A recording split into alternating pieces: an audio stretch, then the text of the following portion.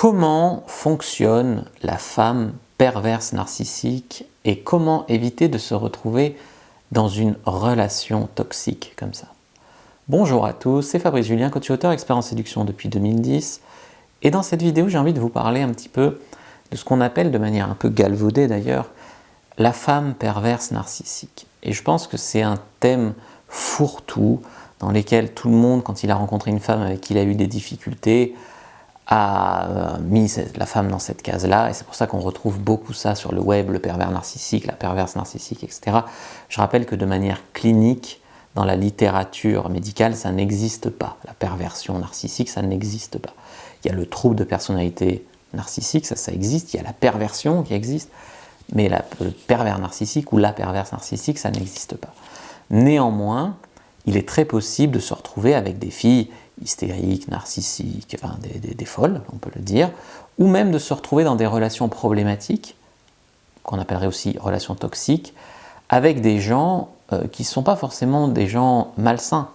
Imaginons que tu fréquentes une fille, tu es fou amoureux d'elle, elle t'a clairement dit qu'elle ne voulait pas de couple, mais qu'elle voulait bien de temps en temps baiser avec toi pour s'amuser, tu t'accroches à elle en espérant la faire changer d'avis, tu te sens comme une merde parce qu'elle ne tombe pas amoureuse de toi, etc., etc. Tu te mets tout seul dans une relation problématique. Donc là, tu peux être dans une relation toxique avec quelqu'un qui a été clair et qui a été plutôt sain sur le coup. Mais souvent, ça ne se passe pas comme ça. Souvent, on se retrouve embourbé dans des relations malsaines, dans des relations toxiques, un peu malgré soi. Et ici, je ne suis pas là pour vous dire c'est votre faute. Déjà parce que ce n'est pas ce que vous avez envie d'entendre, et puis parce que ce n'est pas vrai. Ce n'est pas de votre faute. Il y a beaucoup de perverses, de narcissiques, d'histrioniques, etc. dehors, parce qu'on vit dans une société complètement malsaine. On vit dans une société déjà où, par exemple, le féminisme dit les hommes se servent des femmes depuis la nuit des temps, c'est à nous les femmes de manipuler les hommes, de se servir d'eux, etc. C'est revendiqué par une partie des femmes qu'elles vont se servir de toi, te manipuler, te mentir, etc. C'est manipulé. Après, toute la partie narcissique, je ne parle même pas de l'image sur les réseaux sociaux, il y a plein de gens qui préfèrent avoir une belle image sur les réseaux sociaux que de vivre une belle vie en vrai. Donc oui, la société détraque les gens. Ce qui fait qu'il y en a beaucoup des personnes déséquilibrées et que si tu te mets en relation avec, t'as beau toi-même être plutôt fort dans tes baskets, tu vas tanguer quoi, avec elles, ça c'est clair. Donc, il y a des gens toxiques tout le temps, toxiques avec tout le monde, et ces personnes-là, ma foi, on peut les éviter, d'accord? On peut les reconnaître et les éviter. C'est pas facile, j'ai pas dit que c'était facile, mais on peut.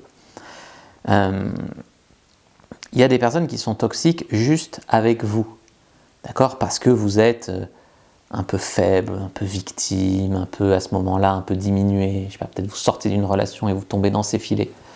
Ce qui est vraiment à distinguer de la relation, on va dire l'obsession amoureuse, le OI, le one-itis, qui est l'obsession amoureuse quand un mec est complètement needy d'une nana, peut-être qu'il lui a jamais parlé, ou peut-être qu'il est juste allé à un rendez-vous avec elle, mais il y a rien, et le mec est complètement dingue d'elle, mais la fille, ça sort de nulle part pour elle. Le mec, elle le connaît quasiment pas, et lui, il est dingue d'elle, et il en rêve, et il pense qu'à elle. Là, c'est de l'obsession amoureuse, c'est encore autre chose. Là, j'ai envie de vous parler de ce genre de filles que tu rencontres, et que quand tu les as rencontrées, ce jour-là, tu aurais mieux fait de te casser une jambe. Ça m'est arrivé, je ne suis pas au-dessus de vous, ça m'est arrivé au moins 2 fois dans ma carrière, donc je vais vous raconter ça. Déjà, la première chose que tu peux regarder, c'est quel est le rapport de cette personne avec les gens autour d'elle. Est-ce qu'elle casse tout ce qu'elle touche? Est-ce qu'elle a des rapports problématiques avec sa famille, avec tous ses ex? J'en ai connu une qui me disait « Tous mes ex étaient des pervers narcissiques. Ça aurait dû me mettre la puce à l'oreille. Il y en a une autre, j'ai bien vu que son père était paranoïaque et un petit peu pervers d'ailleurs dans sa manière de tourner les choses. J'aurais dû me dire c'est peut-être héréditaire. Il y a des signaux avant-coureurs qui peuvent te montrer avant que tu sois trop engagé dans la relation en fait. Rien que de la faire parler des liens qu'elle a avec sa famille, rien que de la faire parler de ses ex, rien que de tout ça, tu peux avoir déjà des indices. Alors toute personne qui brouille avec sa famille n'est pas une perverse narcissique, d'accord? Ça dépend comment elle s'en est retrouvée là, etc. Évidemment, je fais appel à votre intelligence. Mais beaucoup plus que ça, comment elle elle va se comporter avec vous? Est-ce qu'elle va vous infantiliser comme une personne qui se positionne en maître, qui sait tout et qui va vous infantiliser, vous dire que vous ne connaissez vraiment rien, que vous êtes vraiment nul en relation, qui doit tout vous apprendre? Est-ce que il y a des red flags, d'accord, tous ces signaux bizarres, je sais pas, une instabilité, où un coup elle est charmante, un coup elle pète un câble, puis elle est recharmante, puis elle repète un câble, pour rien, objectivement, je sais pas, une estime de soi, ça c'est plus du ressenti. Toi, est-ce que dans cette relation, tu te sens une merde? Tu vois, plus tu es avec elle et plus tu te sens naze. Et ça, c'est une technique un peu de manipulatrice où elle te fait sentir comme une merde pour que tu te dises pas, je vais aller voir ailleurs, tu vois. Et donc elle te tient comme ça. Ou alors, même elle peut prendre juste du plaisir à te voir comme ça. Moi, j'avais rencontré une fille, j'étais bien dans mes baskets, j'avais couché avec quasiment 300 filles à ce moment-là. Vraiment, j'étais plutôt bien. Hein. Je la rencontre, la baisse c'est du feu de Dieu, elle, sur le papier, c'est ce qui me faisait fantasmer, d'accord, plutôt grande, blonde, médecin, etc. Et par contre, ravagée du cerveau. Mais ravagée du cerveau assez fine pour que elle arrive toujours à inverser le truc et que c'est elle, tu sais, c'est moi qui aurais dû dire, écoute, t'es une folle, je te laisse là. Non, non, j'étais tellement impressionné, par exemple, par son diplôme de médecin que je me disais, c'est tellement ce genre de fille qu'il me faut pour moi que je ne regardais pas à quel point elle était instable, folle, faisait n'importe quoi. Et tu vois, par exemple, elle me disait, ouais, mais toi, t'es pas assez grand pour moi. Mais elle continuait à me fréquenter, à me voir, etc., mais toujours en me rabaissant. Ah, mais tous mes ex, ils étaient médecins, hein, donc toi, t'as pas le niveau. Tu vois. Et je me disais, ouais, mais en fait, j'ai pas le niveau pour avoir une fille comme ça, et je me sentais comme une merde. Et il y a un moment où j'ai dit stop à la vie, et j'ai mis stop à cette relation. Mais ça m'a quand même gangréné au moins 4 mois, et ça m'a fait beaucoup de mal. Mais le sexe, c'était génial, mais dès qu'elle était plus là, ça me faisait beaucoup de mal. Puis quand on était ensemble, c'était super, puis après, c'est beaucoup de mal. Enfin voilà. Et tu vois, ça faisait vachement de mal. Et après, j'ai rencontré d'autres filles qui étaient tout aussi bien, qui n'étaient peut-être pas docteurs, même si ma copine actuelle est médecin aussi, mais ça n'a rien à voir. J'ai dû travailler sur moi entre-temps pour plus tomber dans ces pièges-là. Et j'ai rencontré d'autres filles, hein, une écrivaine, une fille de millionnaire, une vétérinaire, j'en ai rencontré d'autres, qui elles me disaient, mais t'as tout pour plaire, etc., qui elles voulaient être avec moi. Et moi, je voulais pas. Et d'autres, et cette autre-là, peut-être la seule avec qui moi je voulais, qui me traitait comme une merde. Et pour d'autres, j'étais vraiment le gars à avoir, et pour elle, j'étais peut-être une partie d'elle qui voulait, puisqu'on s'est vu quand même 4 mois, mais voilà, et tu te sens vraiment mal, quoi. Et tu restes par cohérence, et je vous connais, vous restez par cohérence parce qu'elle vous plaît, parce que le sexe est bon, ou parce que pour certains d'entre vous, vous n'êtes pas capable d'avoir du sexe ailleurs, donc vous restez avec cette fille-là, parce qu'elle a pris une emprise sur vous, parce qu'elle vous traite comme une merde et vous voulez qu'enfin elle vous respecte, mais du coup, vous vous mettez toujours plus ventre à terre. Peut-être que vous êtes marié, peut-être que vous êtes engagé, peut-être que vous avez acheté une maison, peut-être que vous avez fait un enfant avec elle. Bref, par cohérence, c'est possible de rester là-dedans et de se faire beaucoup de mal. Ou par culpabilité. Ça, c'est une autre fille toxique avec qui j'ai été. Elle était toxique un peu malgré elle, hein, je pense qu'elle était malade. Les deux d'ailleurs. Mais elle était plus... je sais pas trop comment dire, mais elle pétait des câbles en fait, tu vois. Elle se mettait par terre à pleurer, pétait des câbles, me faisait des crises, tout allait bien, puis d'un coup, je buvais un verre en travaillant, elle me disait « ton verre, lave-vaisselle !» Elle pétait des câbles de fou comme ça. Et ça alternait entre culpabilité, elle me disait que moi j'y connaissais rien au couple et qu'elle allait m'apprendre et que c'était à cause de moi qu'elle pétait les plombs tout le temps comme ça.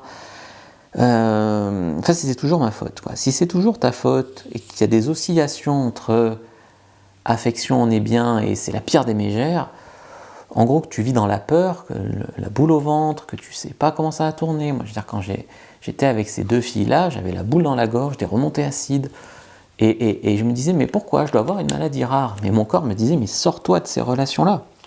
C'est la vérité. C'est des personnes, tu n'y arriveras pas parce que tu fais des ascenseurs émotionnels, il y a toujours des moments où c'est bien, donc tu restes. Tu te dis, peut-être je vais encore lui donner une chance, peut-être c'est ma faute.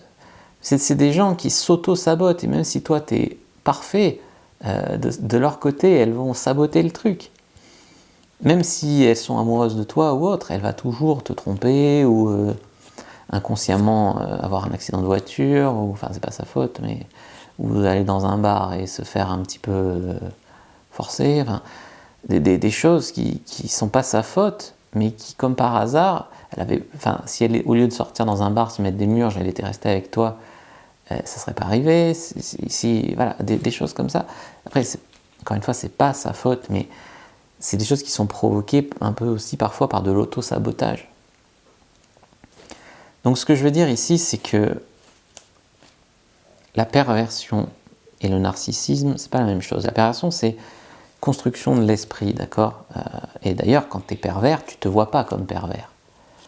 Ça sert à rien de lui dire « Attention, tu es perverse narcissique, il faut te soigner », ça sert à rien. Quand tu es narcissique, c'est un trouble de la personnalité. Et quand tu vas lui dire « Explique-moi », elle va pas aller voir un psy. Mais souvent d'ailleurs, les perverses ou les narcissiques, elles ont un thérapeute, elles ont un psy, à qui elles réécrivent les choses, elles racontent les choses pour se présenter elles sous leur meilleur jour, ou pour que le psy leur donne raison, ou alors elles vont pas voir vraiment un psy, mais elles vont voir un thérapeute à la con, et qui va juste les rassurer en fait. Elles veulent parfois se dire que c'est pas elles le problème, évidemment. Et ça c'est compliqué, tu vois, mais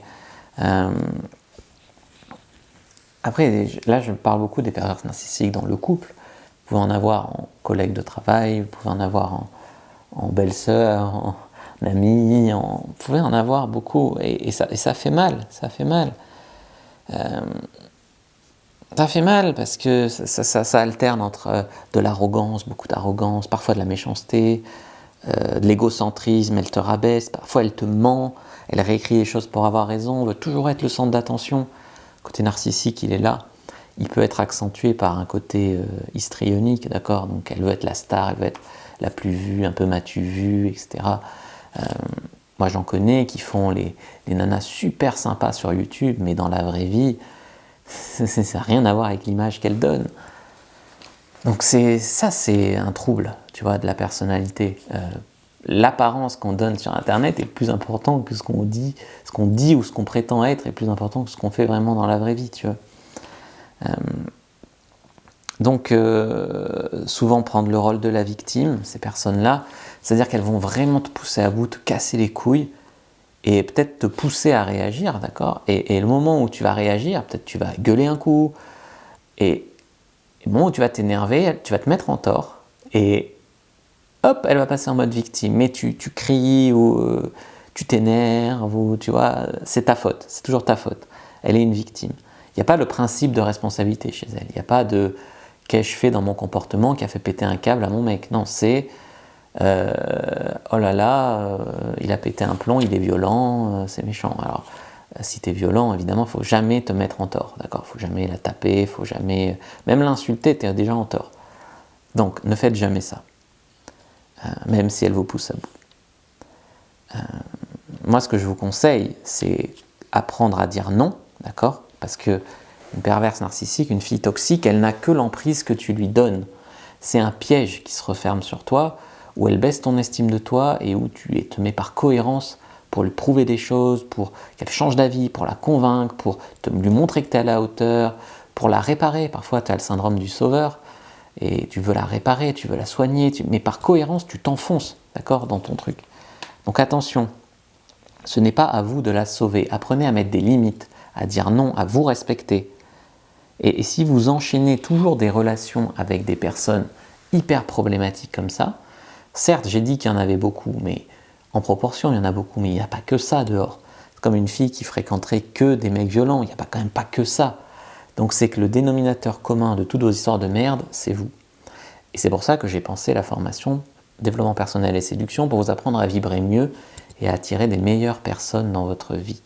Voilà, ça je voulais vraiment le dire à ce moment-là. Mais la plupart du temps, ça se met en place insidieusement, ces relations toxiques, d'accord ? Parfois, au début, la fille peut le cacher. Elle peut vous voir que quand elle est dans ses meilleurs jours. Par exemple, si elle est borderline, elle peut s'arranger, parce qu'une fond d'elle, peut-être qu'elle le sait, elle peut s'arranger pour te voir que quand elle est sous son meilleur jour. Et après, vous vous dites mais elle est super. Et après par cohérence, tu es engagé dans cette histoire parce que tu ne vois qu'une partie au début de la personne. Tu vois. Ou alors parfois vous dites ouais le sexe est super bon avec les folles et vous restez pour le sexe. Et là vous vous faites prendre au piège parce que vous commencez à vous attacher, vous commencez à pas voir d'autres personnes, ça commence à être votre seule option et vous en êtes à vous demander comment faire marcher une relation avec une fille instable au lieu de vous dire comment trouver une fille stable. Tu vois. Et la question de base est biaisée. Et des fois, elles sont malines aussi, parce que comme j'ai dit, elles doivent bien le sentir quand elles exagèrent, car au moment où tu prends la décision que c'est fini, c'est le moment où elles se mettent à t'attendrir. Les yeux doux, se mettent à pleurer, elles t'envoient un texto d'excuses, elles t'envoient un cœur par texto, peut-être qu'elle sent qu'elle a dépassé les bornes, et là, elle s'excuse, elle met un peu d'eau dans son vin, donc là, toi, tu reviens, tu remets une pièce dans la machine, et elle recommence à te rendre dingue. Et là, tu es vraiment sous emprise en fait. Tu es d'autant plus sous emprise si la fille commence à t'isoler, te couper de tes proches, peut-être te couper de tes passions, de tes hobbies, de ton boulot, tout ça. Il y a aussi un truc qui peut montrer que vous êtes avec quelqu'un que ça va pas, c'est si la personne n'est pas la même en public et en privé. Par exemple, en public, je sais pas, vous êtes en famille, ou vous êtes je sais pas, au cinéma, ou vous êtes dehors, quoi. Vous êtes avec ses amis, oh, c'est très génial, c'est l'amour fou. Fermez la porte de chez vous, t'es une merde, t'es un âne, tu me fais honte. Il y a deux... Alors bien sûr, il ne faut pas qu'elle vous mette la honte en public, mais il y a vraiment deux faces de la personne. Elle est de super bonne humeur, enfin elle fait semblant, et dès qu'elle est qu'avec vous, c'est la soupe à la grimace. Voilà, voilà c'est ça. Et comme j'ai dit, ne vous mettez pas en tort. Vous êtes sûrement quelqu'un de gentil, de doux, qui a des qualités humaines, qui a des qualités viriles, qui est protecteur, etc. Ce n'est pas ça le problème. C'est comme ça que des mecs en arrivent à se dire « je serai plus jamais gentil » ou voilà. Non, respectez-vous, vous mettez des limites, des standards, vous détectez les red flags des nanas, et à partir de là, vous ne vous engagez pas dans des relations qui vont vous détruire vous, votre estime de vous, mais qui vont aussi vous détruire votre confiance dans le sexe opposé, votre envie d'être en couple à l'avenir, etc., etc., etc. Donc c'est vraiment un piège qui va au-delà de cette fille toxique, qui peut vraiment vous faire du mal en profondeur, qui peut vous blesser, comme disent un peu les midinettes, blesser votre âme. Donc faites attention. Si vous avez vécu ça déjà, on peut également soigner un peu vos cicatrices, d'accord, les cicatrices un peu psychologiques laissées par tout ça. Encore une fois, la solution est encore dans la formation développement personnel et séduction. J'espère que cette vidéo vous aura aidé, vous aura plu. N'hésitez pas à mettre un like, commenter, partager. Et dans tous les cas, récupérez votre formation offerte dans la description de la vidéo. Premier lien facile à trouver. Je vous dis à bientôt et que le dieu de la séduction soit avec vous les amis.